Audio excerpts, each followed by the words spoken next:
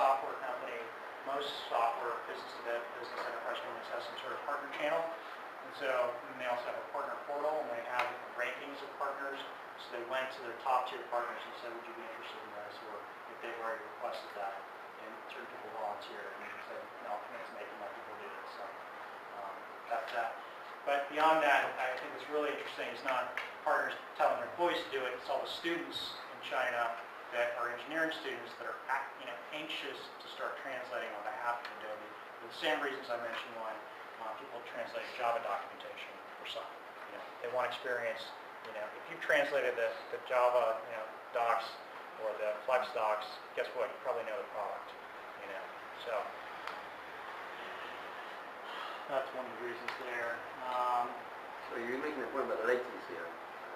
Sorry, yeah. So we're installing servers in China. So we found a colo provider and setting up the hardware there now to address that. It was a relatively small pilot in order to address sort of what potentially could be a pretty big scale rollout of that. There's no other way to do it than to host in China.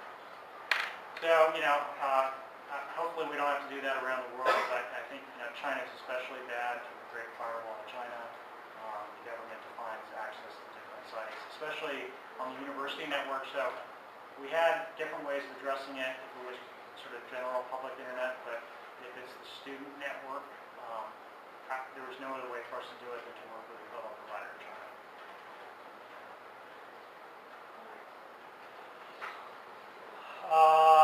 This is the dashboard.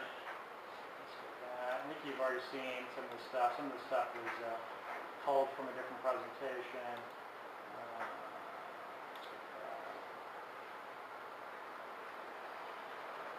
Here's some more of the feedback. Validate the community. Validate, you mean like who signs up when people apply? And whether they're, troublemakers or whether they're truly committed. Yeah, there's a current step, at least with the Adobe folks. This is how they do it. They have a sign-up widget. If you have people sign up, they put them through a test. So we have a set content that we ask them to translate, and then we have it reviewed by people that are already in the community, and that allows for acceptance. So I don't know how well that's going to scale. I don't think it's not a ton of content. I think it's like a couple pages. But that's what we're doing, is we're going through a language test. We do a test. Relatively automated. Yeah, and then the other piece is, that being said, somebody can sort of pass a test and then screw around, right? So the idea here is community review and voting will either flag them or get their segments translated. So hopefully the voting process, even if they do screw around, gets that content, that specific content out. And at a certain point, you can see as an administrator say, okay, I'm going to exclude this one. So I think I saw, or showed in the back the idea of creating sign-up widgets, via JavaScript that you can sort of generate in Lingoteks. You can drop those into various places in various traffic areas. Same thing with leaderboards. You can actually have, put the sign-up pages on your own page and then actually publish back leaderboards back onto your own page too. So they exist in a public domain, not necessarily only within the Lingoteks platform. Various APIs. One of the things we found interesting was that similar to how the Chinese community translated the wiki, they actually created an Adobe Air application for pieces of our software. So we have a published API, and so they just went about, these guys are software guys. They started building out third-party apps, like so like Twitter has TweetDeck and things like that. They started building out different applications to use to interact with Lingoteks. I think our UI is pretty good. Some of the Adobe folks, they're a little, highbrow about what they think is a good UI, so they want to create their own UI. So we allow for that, and so they created an Adobe Air application to interact with the software, interact with the content. So, and then I already talked about the latency piece. So the next steps are really about the local hosting platform, the big community of students. There's various content repositories that people are using. So we're providing some reference implementations or integrations, and people are doing it themselves from there. We're also looking to roll out in various other locales around the world. So 650 product user groups around the world. So we're starting pilots in Latin America and Spain. Okay, let's jump to here. We probably are out of time here. I'll go real quick. So the LDS Church has keen interest in genealogy, okay? And so they have this massive genealogy project that is collecting people's information. They've been using crowdsourcing for years with this online, they call indexing project. This is not related to Lingoteks. It does relate after I tell the story. They have 200,000 online volunteers that literally look at scanned documents like birth certificates, marriage certificates, death certificates, but it's all, in documents. So they scan them, render the image, and have church members that have volunteered input that in digital format so now it becomes searchable and indexable.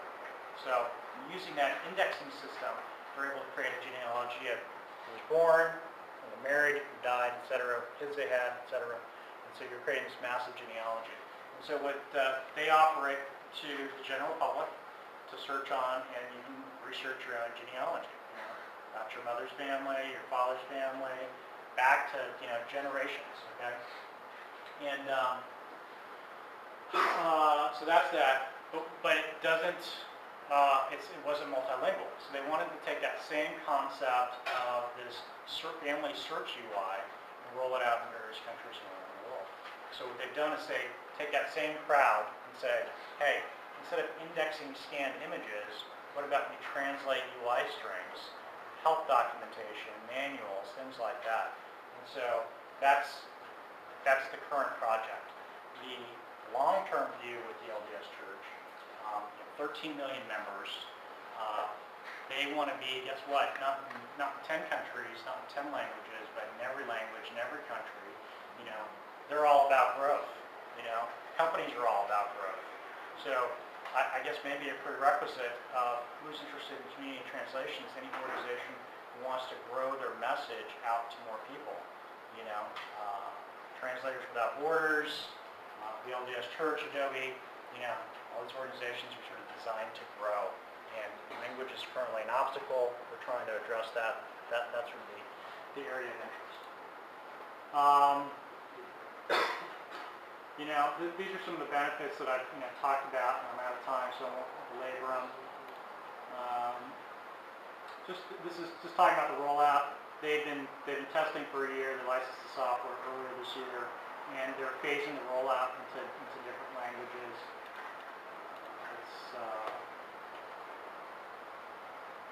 That was an overview.